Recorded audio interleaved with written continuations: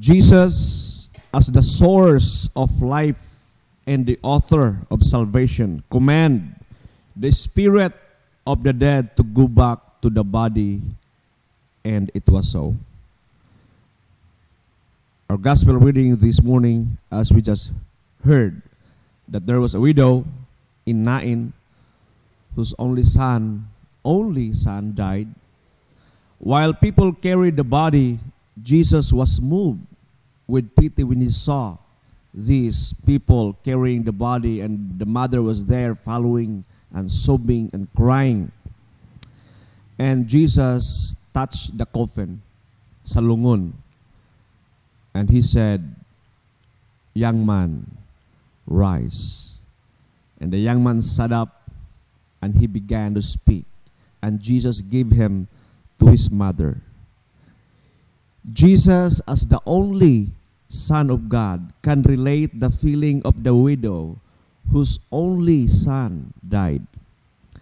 Jesus, as our Lord and God, can also relate all our feelings and situation, for who he also became man like any one of us, but didn't sin, of course.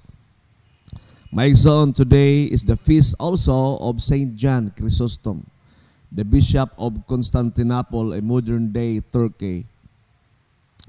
Usa siya ka Archbishop dito, though during his time, he was not in communion with Rome, with the Pope in Rome.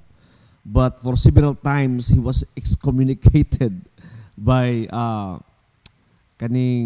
sa emperor, no? And some of the bishops. His life was so controversial, but he remained in the church. And daghan kay ginatabangan si Saint John Chrysostom sa iyang diocese.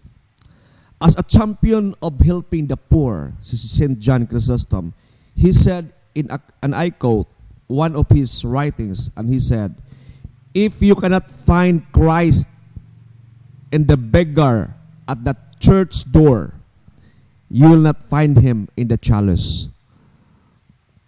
My son, kung kita kuno dili maluoy sa mga makalilimos diha sa gawa sa portahan sa mga simbahan, dili kuno nato makit-an si Kristo diha sa Eucharistia.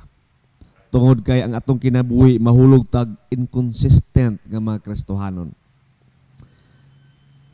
Kung kita, if you want to see Jesus and if you want to follow Him and serve Him, look around you and you will see the poor, the lost, and the lonely.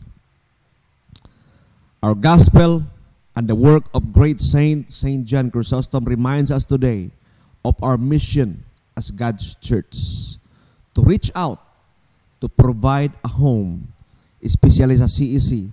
This is the heart of our mission in CEC, to provide a home to those who are least, lost, and lonely.